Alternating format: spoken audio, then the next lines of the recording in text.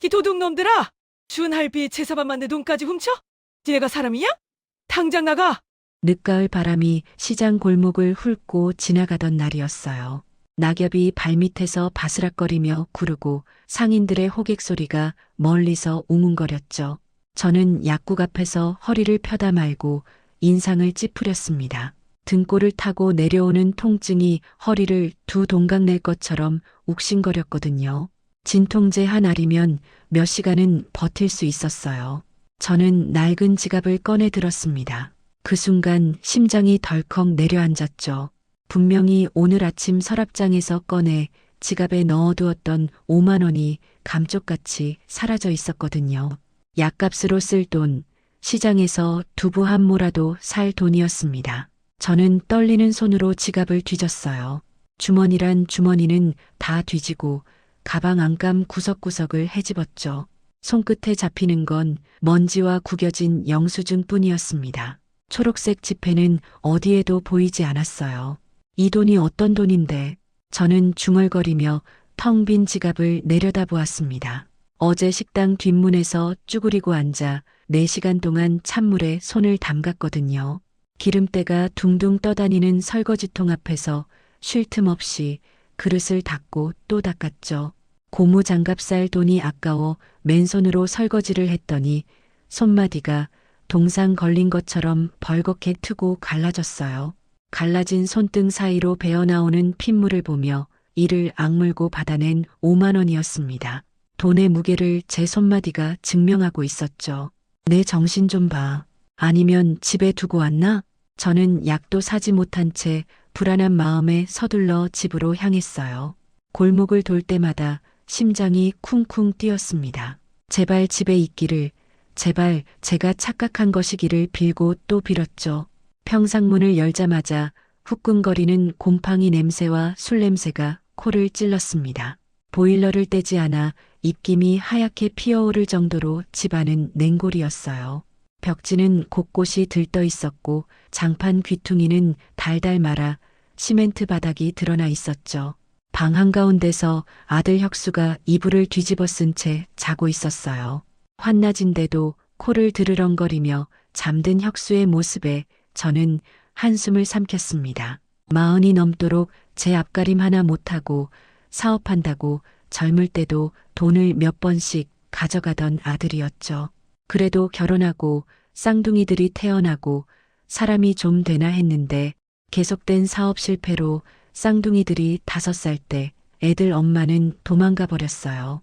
남편 노릇도 아빠 노릇도 제대로 못하는 남자와 더 살 자신이 없다는 쪽지 한 장만 남긴 채요. 그때부터 지금까지 늙은 어미 집에 얹혀 사는 아들. 방바닥에 나뒹구는 빈 소주병이 꼭 혁수의 처지 같아 가슴이 답답하고 미어졌어요. 학교에 다녀온 쌍둥이 손녀들의 방문은 굳게 닫혀 있었습니다. 안에서 희주와 희은이가 작게 속삭이는 소리가 새나왔죠. 저는 떨리는 손으로 안방 서랍장을 열어보았어요. 역시나 돈은 없었습니다. 서랍이 미세하게 열려 있었던 것 같은 찜찜함이 가슴 한구석을 스쳤어요. 분명 아침에 꼭 닫아두었는데 손잡이가 살짝 비뚤어져 있었거든요. 제 시선이 자고 있는 혁수와 쌍둥이 방문 사이를 오갔습니다. 설마 하는 생각이 머릿속을 스쳐 지나갔어요. 하지만 곧바로 고개를 저었죠. 아니야. 그럴 리 없어. 내가 어디 흘렸겠지. 내 핏줄이 도둑질을 해? 내 새끼들이 그럴 리가. 의심과 부정 사이에서 제 마음은 갈기갈기 찢어지고 있었습니다. 믿고 싶었어요. 아니, 믿어야만 했죠. 그때 쌍둥이 방문이 벌컥 열렸습니다. 희주와 희은이가 나오다가 저와 눈이 마주치자 화들짝 놀라며 뒷걸음질을 쳤어요. 평소 같으면 할머니 오셨어요. 하고 달려들 아이들이었죠. 하지만 오늘은 달랐습니다. 서로 묘한 눈빛을 교환하더니 슬그머니 방으로 다시 들어가려 했어요. 희주는 불룩한 주머니를 황급히 등 뒤로 숨겼고 희은이는 괜히 천장을 올려다보며 어설픈 휘파람을 불었습니다. 너희들 뭐 숨기는 거 있어? 저는 순간적으로 욱하는 마음에 물었어요. 아이들은 고개를 저으며 시선을 피했죠. 저는 아이들의 가방을 뒤져보고 싶은 충동을 느꼈습니다. 손이 근질거렸어요. 하지만 이를 악물고 참았죠. 그러면 내가 사람이 아니지. 손녀들을 도둑 취급하다니. 그래도 내 새끼들인데 그럴 리가 없지. 저는 부엌 구석에 주저앉았습니다. 차가운 바닥이 엉덩이를 타고 올라왔지만 그보다 더 차가운 것이 가슴을 파고들었어요. 수도꼭지에서 똑똑 물방울 떨어지는 소리만 고요한 부엌에 울렸죠. 가난이 내 핏줄마저 괴물로 만들었나? 내가 죄인이지. 저는 가슴을 치며 자책했습니다. 주름진 손으로 얼굴을 감싸고 한참을 그렇게 앉아 있었어요. 70평생 악착같이 살아왔건만 늙어서 이 꼴이라니 서러움이 목구멍까지 차올랐습니다. 그날 오후 저는 뼈마디가 쑤시는 몸을 이끌고 주민센터로 향했어요. 플라스틱 의자에 앉으니 차가운 기운이 엉덩이를 파고들었죠. 형광등 불빛이 유독 눈을 찔렀습니다. 사회복지사가 난처한 표정으로 모니터와 저를 번갈아 보더군요. 할머니, 이번에도 수급자 선정 탈락이에요. 왜요? 왜 또요? 제 목소리가 떨렸습니다. 사회복지사는 안경을 고쳤으며 모니터를 가리켰어요. 할머니 아드님 앞으로 된 차량이 한 대 있어요. 압류된 대포차라는 건 말씀해 주셔서 알겠는데요. 서류상으로는 재산으로 잡혀서요. 나라에서 도와줄 방법이 없어요. 라고 말하더라고요. 그놈의 차 타보지도 못했는데 제 입술이 바들바들 떨렸습니다. 혁수가 사업한다며 끌어다 쓴 돈, 그 빚더미 속에서 대포차만 덩그러니 남았거든요. 정작 차는 어디 있는지도 모르는데 서류상으로는 재산이라니. 주민센터를 나서는 발걸음이 천근만근이었어요. 집으로 돌아오는 길, 심장이 쿡쿡 쑤셔왔습니다. 가슴을 움켜쥐고 전봇대에 기대어 숨을 골랐죠. 수술비 1,500만 원은 커녕 약값도 아까워 진통제로 버티는 처지였는데 그마저도 살 수 없게 됐어요. 저는 찬물 한 사발로 쪼인 배와 쓰린 속을 달랬습니다. 물이 목구멍을 타고 내려갈 때 식도가 얼얼했죠. 그리고 억지로 잠을 청했습니다. 새벽 2시 심장을 짓누르는 듯한 통증에 저는 잠에서 깼어요. 식은땀이 베개를 적시고 있었습니다. 모두가 잠든 고요한 시간, 거실 쪽에서 부스럭거리는 비닐봉지 소리가 들려왔죠. 쥐가 들어왔나? 저는 아픈 몸을 일으켜 문틈으로 거실을 내다봤습니다. 어둠 속에서 누군가 제 가방이 놓인 서랍장 앞을 서성이고 있었어요. 그림자가 천천히 움직였습니다. 저는 숨을 죽이고 그 그림자를 지켜봤죠. 심장이 쿵쿵 뛰어 귀까지 울렸어요. 제발 도둑이길, 차라리 모르는 사람이길 간절히 바랐습니다. 달빛이 창문으로 스며들었어요. 그 희미한 빛에 비친 실루엣은 희주 희은이 것이었습니다. 틀림없었죠. 그림자가 제 지갑이 있는 곳으로 가는 것 같았어요. 저는 확인하고 싶었어요. 뛰쳐나가 그 손목을 붙잡고 싶었습니다. 하지만 확인하는 순간 무너질 것 같아 차마 문을 열지 못했죠. 그저 화장실을 가는 거겠지 생각하며 두 손으로 입을 틀어막고 소리 없이 몸을 떨었어요. 눈물이 주름진 볼을 타고 흘러내렸습니다. 그림자가 사라지고 난 뒤 저는 뜬 눈으로 밤을 지새웠어요. 천장의 얼룩을 멍하니 바라보며 생각했습니다. 아닐 거야. 그럴 리 없어. 설마 내 지갑에 손 댈 사람이 이 집에 누가 있겠어? 날이 밝아왔어요. 창문 사이로 희부연 아침 햇살이 스며들었습니다. 저는 다시 지갑을 확인했죠. 이번엔 남은 동전 몇 개마저 사라져 텅 비어 있었어요. 지갑 안쪽이 휑하게 드러나 있었습니다. 제 눈빛이 차갑게 식어갔어요. 그 절망 어린 시선이 아들 방과 손녀들의 방문을 향했습니다. 손끝이 미세하게 떨리고 있었죠. 다음 날 아침 저는 목이 타들어가 잠에서 깼어요. 습관적으로 휴대폰을 찾으려 손을 뻗었지만 베개 옆이 텅 비어 있었습니다. 어젯밤 분명히 머리맡에 두고 잤는데 손에 잡히는 건 차가운 장판뿐이었어요. 거실을 지나 부엌으로 나왔습니다. 물을 마시려고 냉장고 문을 여는 순간 저는 숨이 턱 막혔죠. 김치통 옆에 제 휴대폰이 얌전히 놓여 있었거든요. 저는 소스라치게 놀라 휴대폰을 집어들었어요. 기계에서 느껴지는 냉기가 손바닥을 타고 올라왔습니다. 내가 언제 이걸 여기다. 등줄기에 식은땀이 흘렀어요. 아무리 생각해도 기억이 나지 않았습니다. 70평생을 지탱해온 정신이 모래성처럼 허물어지는 공포가 엄습했죠. 그날 오후 저는 손녀들의 방을 청소하다 현관 쪽을 지나게 됐어요. 신발장 위에 뭔가 하얀 것이 눈에 들어왔습니다. 낡고 해진 식구들의 헌 신발들 사이에서 비닐도 벗기지 않은 듯한 새 운동화 한 켤레가 놓여 있었죠. 흰색 바탕에 파란 줄무늬가 선명한 꽤 비싸 보이는 운동화였어요. 저는 떨리는 손으로 신발을 집어들었습니다. 사이즈를 보니 언니 희주 것이었죠. 당장 쌀 돈도 없는데 저런 비싼 운동화를 어디서 났지? 지난번 없어진 돈과 새 운동화가 머릿속에서 겹쳐졌어요. 그때 제 시선이 아이들의 손으로 향했습니다. 희주와 희은의 손은 중학생 손이 아니었어요. 손가락 마디마디에 밴드가 덕지덕지 붙어 있었고 손바닥에는 굳은 살이 박혀 있었습니다. 전화벨이 울렸어요. 중학교 담임 선생님이었죠.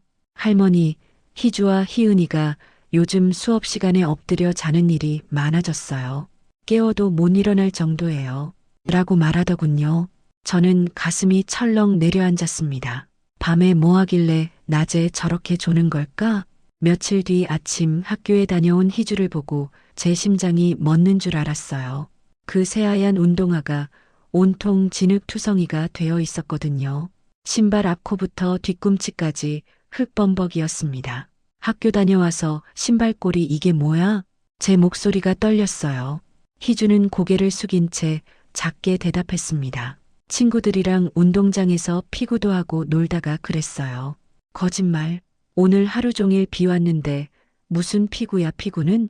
저는 부엌으로 달려가 빗자루를 집어들었어요. 희주의 등짝을 내리쳤죠. 찰싹 소리가 방 안에 울렸습니다. 희주가 어깨를 움츠렸어요. 이 새 운동화는 뭐야? 너네가 무슨 돈이 있다고 이런 걸 샀어. 너희들 나쁜 애들이랑 어울리며 남의 물건 훔치고 다니는 거지? 이제 아주 작정했구나. 희주는 맞으면서도 죄송해요라는 말만 반복했습니다. 변명 한마디 없더라고요. 그 모습에 제 속이 더 터졌어요. 왜 변명을 안 하는 거냐고 떳떳하면 말을 해야지. 빗자루를 든 손에서 힘이 풀려 바닥에 떨어뜨렸습니다. 저도 희주도 한동안 말이 없었어요. 침묵만이 방 안을 짓눌렀죠. 그날 저녁 들어온 혁수는 현관에 벗어놓은 흙투성이 신발을 보며 혀를 찼습니다. 술 냄새가 풍겼어요. 아이고, 기집애들 잘 좀 하지라고 중얼거리더군요. 제 목청이 찢어지는 것 같았습니다. 네가 애비냐? 애비 노릇을 제대로 했으면 애가 저러겠냐고. 혁수는 방문을 쾅 닫고 들어가 버렸어요. 그날 밤 저는 잠들지 못하고 뒤척였습니다. 천장을 바라보며 한숨만 내쉬었죠. 그때 손녀들 방에서 작은 속삭임이 들려왔어요. 언니, 다리 괜찮아? 아까 넘어질 때 많이 까졌던데. 희은의 목소리였습니다. 괜찮아. 근데 신발 더러워져서 어쩌냐? 내일도 그 집 가야 하는데. 제 심장이 쿵 내려앉았어요. 그 집? 도둑질하러 가는 집을 말하는 건가? 아니면 훔친 물건을 파는 장무라비 집인가? 아니겠지. 설마 아니겠지. 내 손녀들이 절대 그러지는 않겠지 생각하지만 한편으로는 의심이 피어오르며 중학생 아이들이 범죄 소굴에 드나든다고 생각하니 등골이 오싹해졌습니다. 며칠 뒤 저는 몸살 기운을 이기지 못하고 식당에서 조퇴를 했어요. 아침부터 설거지통 앞에 서 있는데 눈앞이 자꾸 어지러지랬거든요. 뼈마디가 쑤시고 머리가 지끈거렸죠. 현관문을 여는데 안방에서 우당탕 소리가 들렸습니다. 방문을 여니 혁수가 제 화장대 서랍을 뒤지다 화들짝 놀라며 돌아보더라고요. 어머니, 왜 벌써 오셨어요? 혁수는 무언가를 손에 쥐고 있다가 황급히 등 뒤로 감추었어요. 손놀림이 어찌나 빠르던지 제가 그게 뭔지 볼 수도 없었습니다. 하지만 따질 힘이 없었어요. 온몸에 열이 오르고 다리가 후들거렸죠. 저는 비틀거리며 자리에 누웠습니다. 한참 뒤 일어나 거실을 치우고 손녀들 방을 치우고 있었어요. 쌍둥이 동생 희은의 가방을 벽에 걸어두려다 손이 미끄러져 떨어뜨렸어요. 가방 안에 내용물들이 바닥에 쏟아졌어요. 교과서와 공책들, 그리고 하얀 담배 한 갑과 빨간 라이터였어요. 이미 한두 개비가 비어 있었고 역한 니코틴 냄새가 코를 찔렀습니다. 눈앞이 캄캄해졌어요. 중학교 1학년짜리 가방에서 담배라니. 그때 화장실에 있던 희은이가 나왔습니다. 손을 털며 나오던 희은이가 이 장면을 목격하고 얼어붙었어요. 얼굴에서 핏기가 싹 빠졌죠. 아, 할머니. 저는 담배를 바닥에 내동댕이 쳤습니다. 담배가 바닥에 부딪히며 몇 개비가 굴러나왔어요. 이게 뭐냐? 네 가방에서 왜 이게 나와? 희은이는 얼굴이 하얗게 질려서 고개를 세차게 저었습니다. 제 거 아니에요. 모르는 거예요. 모르긴 뭘 몰라. 네 가방 깊숙한 곳에 들어 있었는데. 제 날카로운 고함에 희은이는 입술을 꾹 다물어 버렸어요. 그 침묵을 저는 범행 인정으로 받아들였습니다. 할 말이 없지.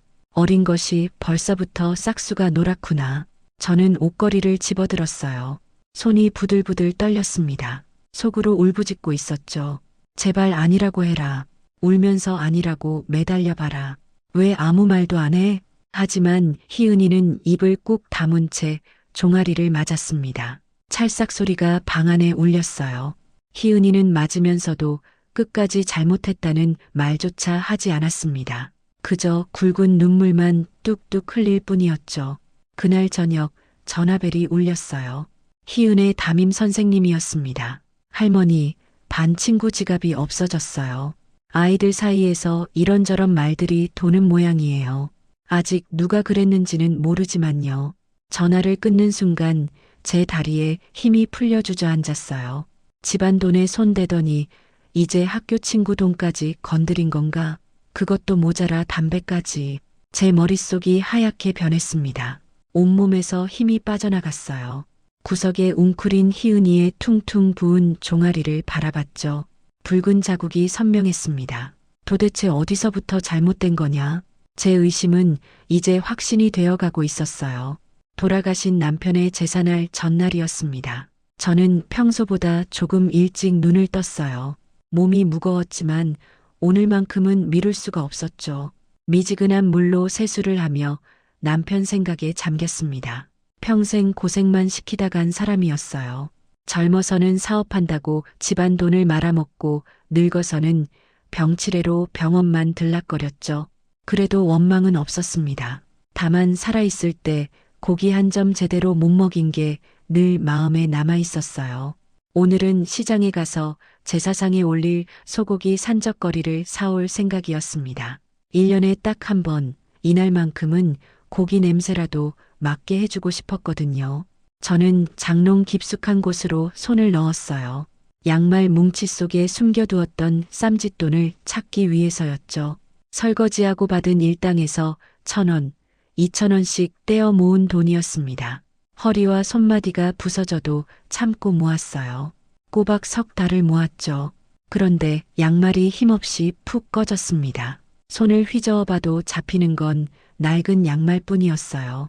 돈이 없었습니다. 저는 장롱을 다 뒤엎었어요. 이불을 털고 옷가지를 다 꺼내보았습니다. 서랍장 구석구석, 베개 밑, 이불 속까지 뒤졌죠. 먼지만 폴폴 날릴 뿐 돈은 흔적도 없었어요. 안 돼. 여보, 이거 당신 고깃값인데. 제 손이 사시나무 떨듯 떨렸습니다. 무릎에 힘이 풀려 그 자리에 주저앉았어요. 불규칙하게 뛰는 심장 박동이 귀에까지 울렸죠. 눈앞이 흐려졌습니다. 돌아가신 남편에게 미안해서 제 자신이 한심해서 눈물이 앞을 가렸어요. 젊은 시절 찍은 남편의 흑백 사진이 눈에 들어왔습니다. 무표정하게 저를 내려다보고 있더라고요. 그날 저녁 현관문이 열리는 소리가 들렸어요. 늦게 돌아온 희주와 희은이었습니다. 두 아이는 온몸이 흙투성이었어요. 바지 무릎이 까맣게 더러워져 있었고 신발에도 진흙이 잔뜩 붙어 있었죠. 손톱 밑에까지 흙이 껴 있었습니다. 마치 땅을 파헤치고 온 것 같은 모습이었어요. 순간 제 머릿속에서 퍼즐이 맞춰졌습니다. 새 운동화, 희은 가방 안에 담배, 그리고 사라진 석, 달치, 쌈짓돈. 이놈들이 돈 훔쳐서 밖으로 나돌더니 기어이 흙구덩이까지 뒹굴고 다니는구나. 이성이 툭 끊어졌습니다. 저는 부엌으로 달려갔어요. 굵은 소금이 담긴 바구니를 들고 나왔죠. 손이 부들부들 떨렸습니다. 이 도둑놈들, 너희들이 사람이냐? 할아버지 제사밥 먹을 돈까지 훔쳐 영문을 모르는 아이들에게 소금을 뿌려댔습니다. 하얀 소금 알갱이가 아이들의 머리 위로, 어깨 위로 쏟아졌어요. 액막이라도 하듯 귀신 쫓듯 소금을 뿌렸죠. 소금이 아이들의 옷에 붙고 바닥에 흩어졌습니다. 당장 나가, 내 집에서 나가. 희주가 놀라서 매달렸어요. 눈이 휘둥그레져 있었죠. 흙 묻은 손으로 제 옷자락을 붙잡았습니다. 할머니, 왜 그러세요? 저희가 뭐. 하지만 저는 아이들을 밀쳐냈습니다. 주름진 손에 있는 힘을 다해 밀었어요. 그 돈이 어떤 돈인데? 그걸 손대? 너희 할아버지 고깃값이야. 꼬박 석 달을 모은 돈이라고. 희은이는 입을 꾹 다물고 있었어요. 굵은 눈물만 뚝뚝 흘렸습니다. 변명 한마디 하지 않았죠. 입술을 깨물고 고개를 숙이고 있었습니다. 그 모습이 저를 더 화나게 했어요. 변명이라도 해봐라. 아니라고 소리쳐봐라. 왜 아무 말도 안 하느냐? 저는 아이들을 현관 밖으로 떠밀었습니다. 희주가 문틀을 붙잡았지만 제가 그 손을 뿌리쳤어요. 훔친 돈 가져오기 전엔 들어올 생각도 마. 쾅! 현관문이 닫혔습니다. 저는 떨리는 손으로 문을 걸어 잠갔어요. 철컥 자물쇠 걸리는 소리가 났죠. 닫힌 문 너머로 아이들의 울음소리가 들렸습니다.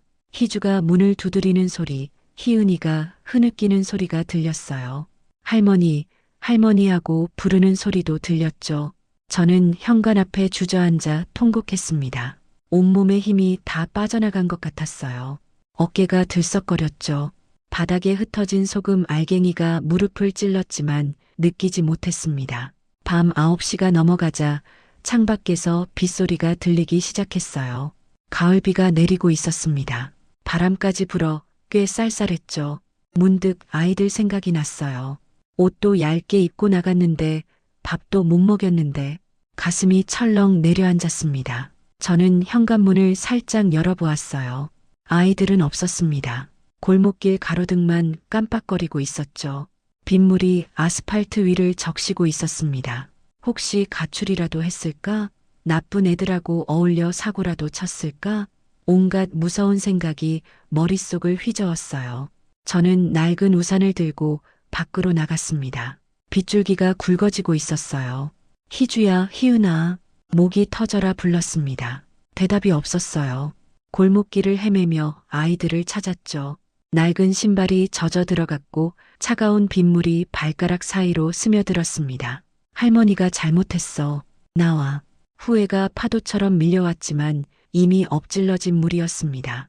빗속을 한참이나 헤매던 저는 결국 아이들을 찾지 못하고 터덜터덜 집으로 돌아왔어요. 신발은 이미 흙탕물에 젖어 질척거렸고 우산을 쥔 손은 감각이 없을 정도로 시렸죠. 현관문 앞 희미한 센서 등 불빛 아래 웅크리고 있는 작은 그림자 2개가 보였습니다.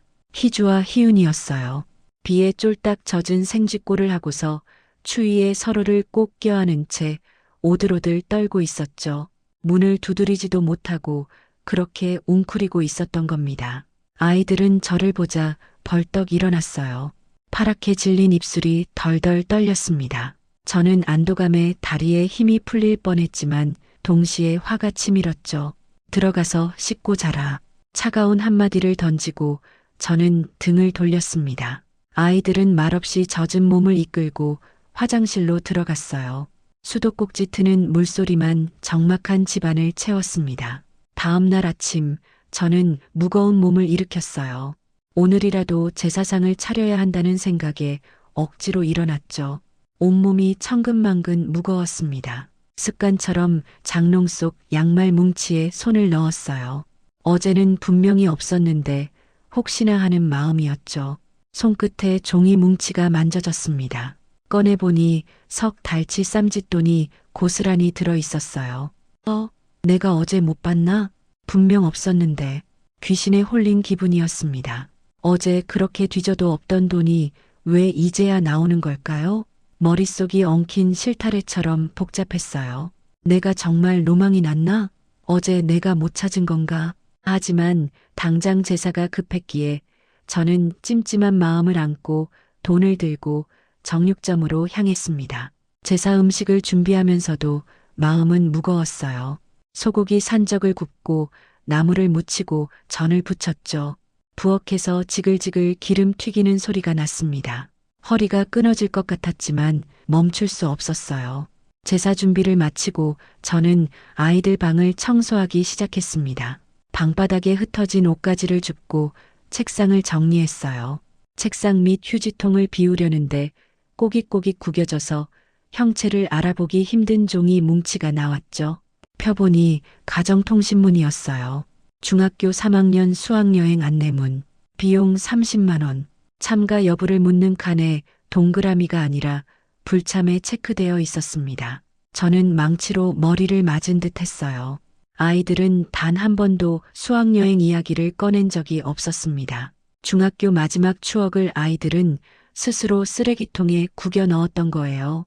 돈 훔쳐서 엉뚱한 짓 하더니 정작 학교 행사는 얘기도 안 해.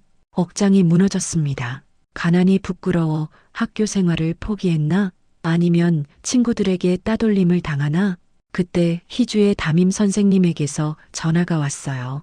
할머니, 희주 편에 가정통신문 보내드렸는데 받으셨나요? 수학여행인데 안 간다고 해서요. 친구들이랑 가는 것보다 할머니랑 집에 있는 게 더 좋다고 하네요.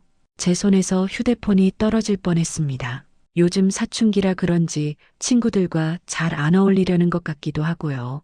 가정에서도 관심 좀 가져주세요. 전화를 끊는 순간 제 눈앞이 흐려졌어요. 밖에서 나쁜 짓 하고 다니느라 학교 친구들하고는 멀어졌구나. 아침에 산 고깃값이면 애들 용돈이라도 쥐어줬을 텐데. 제사 시각이 다가왔습니다. 좁은 거실 한편에 제사상이 차려졌어요. 향 냄새가 방 안을 가득 채웠죠. 촛불이 흔들리며 벽에 그림자를 드리웠습니다. 남편의 흑백 사진이 제사상 위에서 가족들을 내려다보고 있었어요. 저는 늘어진 옷을 입고 절을 했습니다. 희주와 희은도 묵묵히 절을 올렸어요.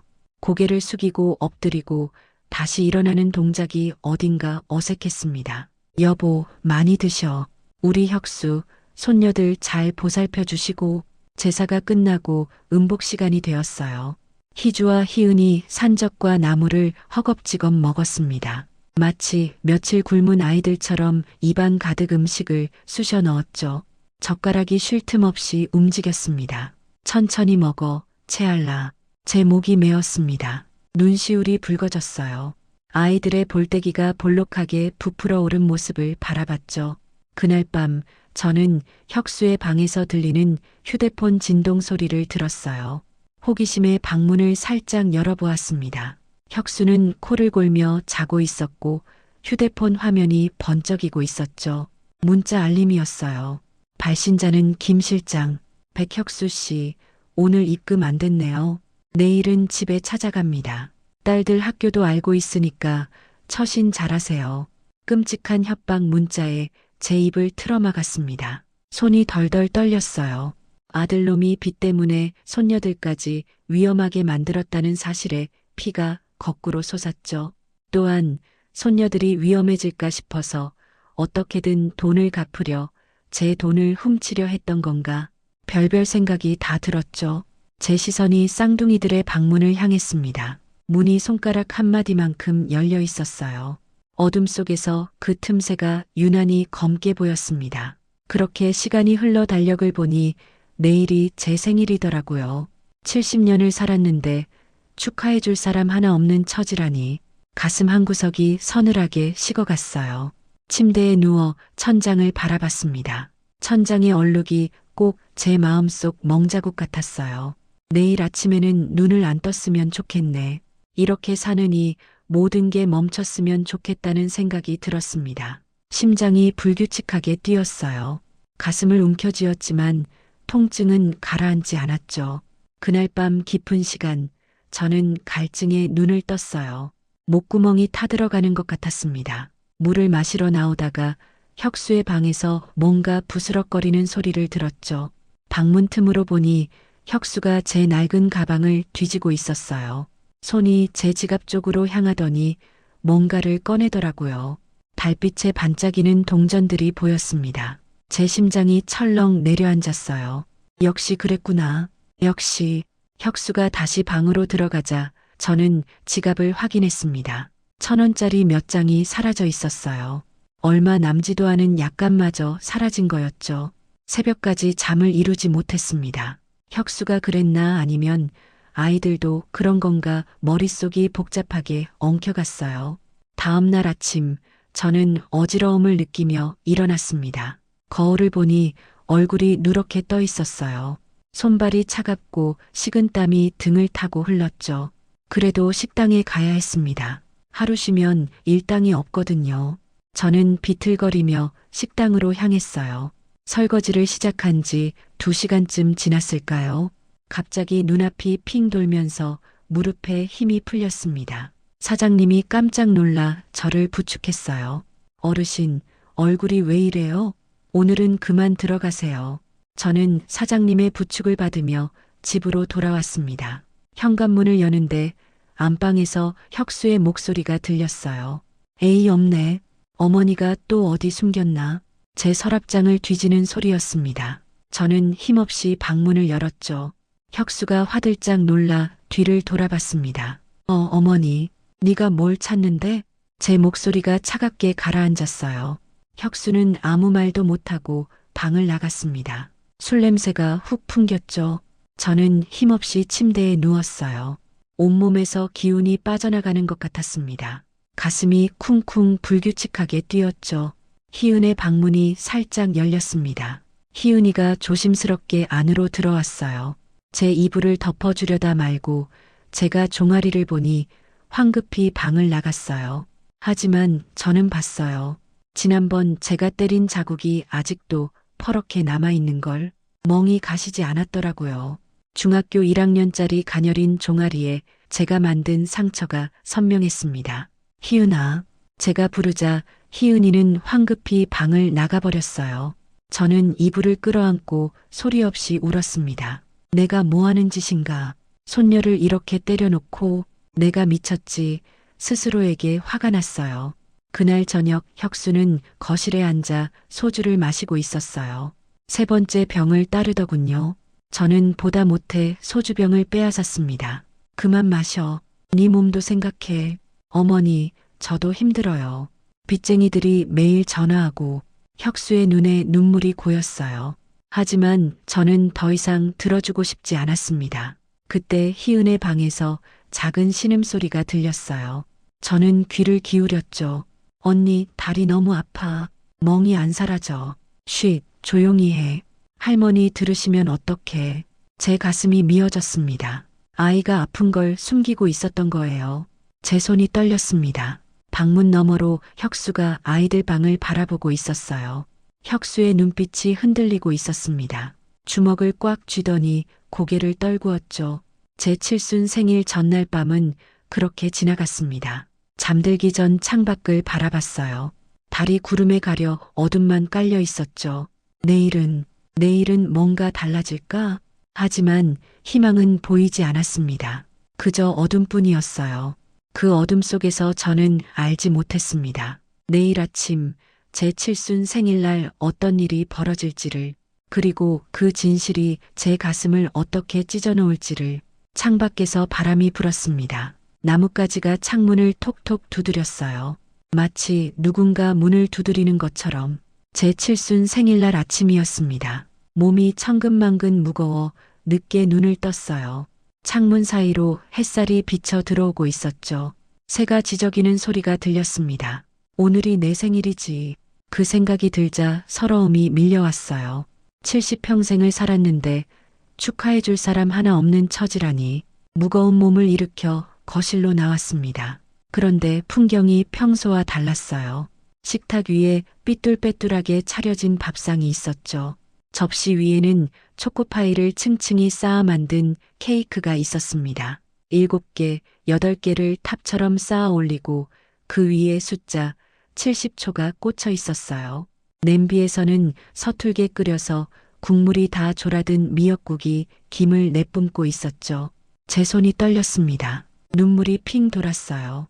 방문이 열리고 희주와 희은이가 쭈뼛거리며 나왔어요. 어색하게 서 있었습니다. 손을 앞으로 모으고 고개를 살짝 숙이고 있었죠.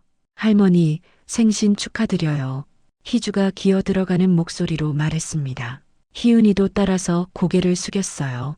저는 멍하니 서 있었습니다. 말이 나오지 않았어요. 그때 식탁 위에 놓인 두툼한 흰 봉투 2개가 눈에 들어왔죠. 저는 떨리는 손으로 봉투를 집어들었습니다. 봉투를 열자 꼬깃꼬깃한 1,000원짜리, 5,000원짜리, 10,000원짜리가 우수수 쏟아져 나왔어요. 구겨진 지폐들이 식탁 위에 흩어졌습니다. 그리고 그 사이에서 삐뚤한 글씨가 적힌 쪽지 2장이 바닥으로 팔랑거리며 떨어졌죠. 저는 떨리는 손으로 쪽지를 집어들었어요. 첫 번째 쪽지는 희주의 것이었습니다. 할머니, 이거 신장 수술비예요. 아직 많이 모자라지만 제가 더 벌어올게요.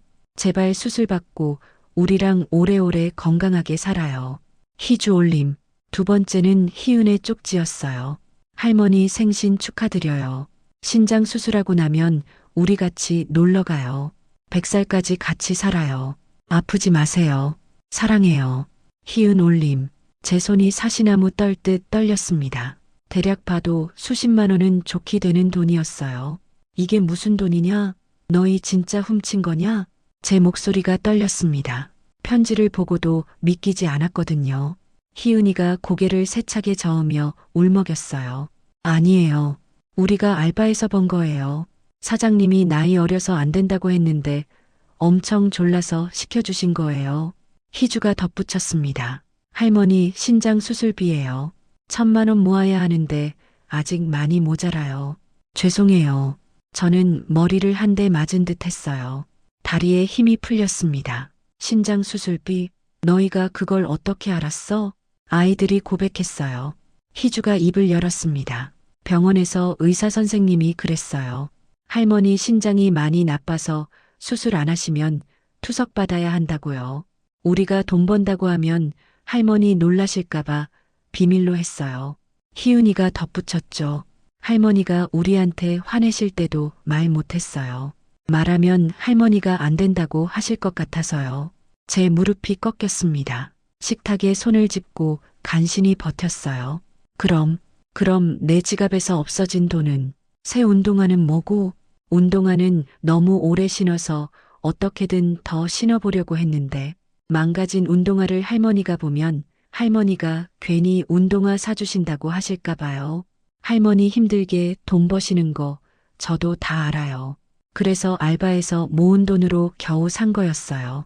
그리고 할머니 돈은 진짜 안 건드렸어요. 오히려 우리가 번 돈을 몰래 할머니 지갑에 채워 넣으려고 했는데요. 그 순간 제 머릿속에 번개 같은 기억이 스쳤습니다. 며칠 전 제가 돈을 잃어버릴까봐 불안해서 장판 밑을 뜯고 돈을 넣었던 기억, 쌀독 깊숙이 돈을 파묻던 기억. 저는 홀린 듯이 장판 귀퉁이로 다가갔어요. 떨리는 손으로 장판을 뜯어냈습니다. 그 밑에서 접힌 지폐 뭉치가 나왔죠. 쌀독을 뒤엎었습니다. 쌀알 사이에서 비닐에 쌓인 돈다발이 쏟아져 나왔어요.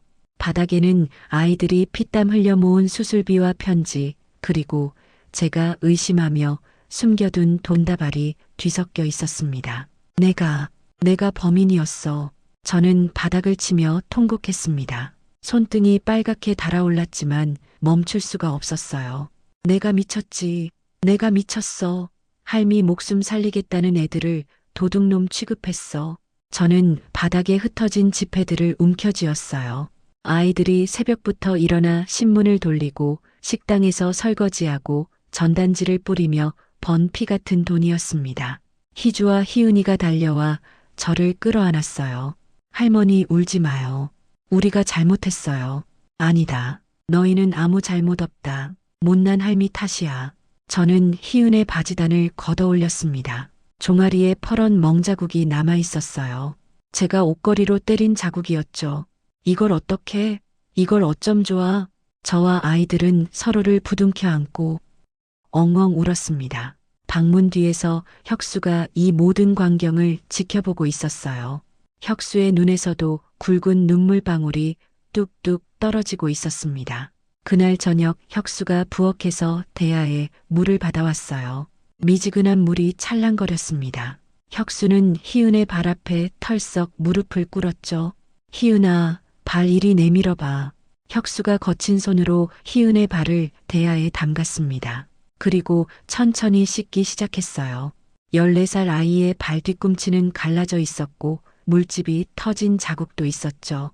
발가락 사이에는 땀띠가 나 있었고 발톱은 검게 변해 있었습니다.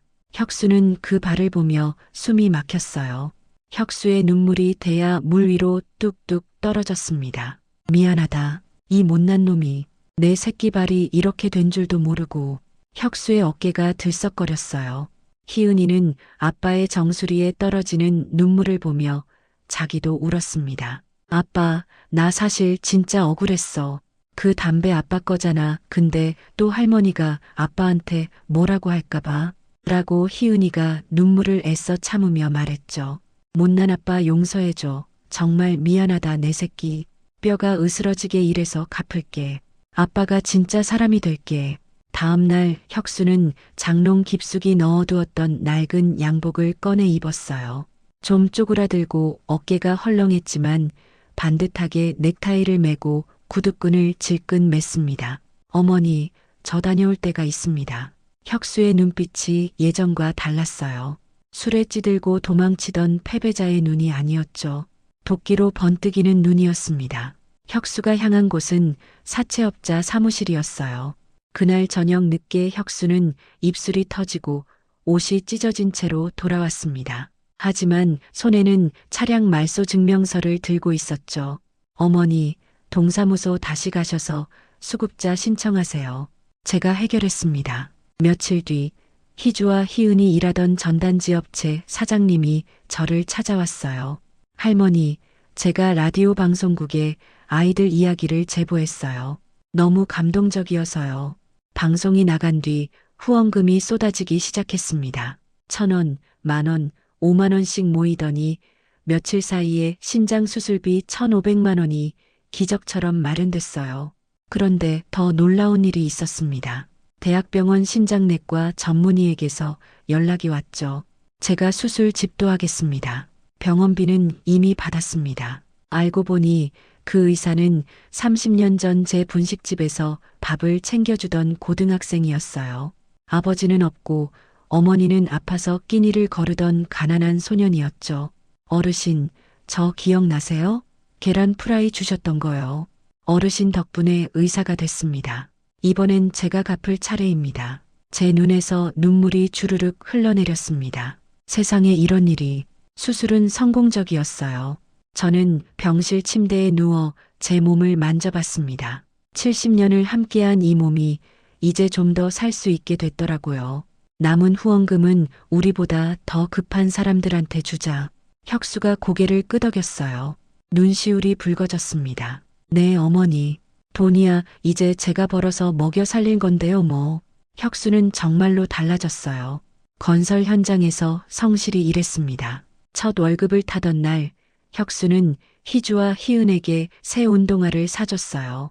저에게는 분홍 꽃무늬가 고운 봄 스카프를 선물했죠. 어느 주말, 혁수가 회사 차를 빌려왔습니다. 타세요. 오늘은 아무 걱정 없는 날입니다. 차가 고속도로를 달렸어요.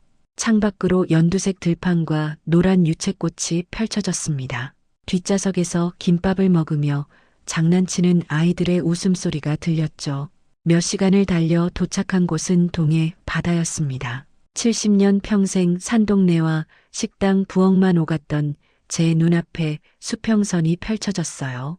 아이고, 물이 어찌 이리 많을까? 파도가 철썩철썩 밀려왔다 빠져나갔습니다. 짭조름한 바다 내음이 코끝을 스쳤어요. 혁수가 바다를 향해 소리쳤습니다. 아버지 보고 계시죠? 저 이제 사고 안 칩니다. 어머니 호강시켜 드릴 겁니다. 저도 덩달아 소리쳤어요. 여보, 나 안 죽고 살아있소. 손주들이 나 살려냈소. 돌아오는 차 안 아이들은 지쳐서 잠들었어요. 희은이가 잠꼬대로 중얼거렸습니다. 할머니, 사랑해요. 집에 돌아와 벽에 바다 사진을 걸었어요. 네 식구가 활짝 웃고 있는 사진이었죠. 사진 아래 작은 액자에 글씨를 적었습니다. 진짜 봄날, 오늘 이야기가 여러분의 마음에 작은 용기를 심어드렸기를 바라요.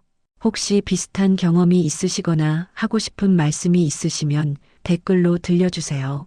다음 이야기에서 또 만나요. 구독과 좋아요는 더 좋은 이야기를 전해드리는 큰 힘이 됩니다. 감사합니다. 행복한 하루 보내세요.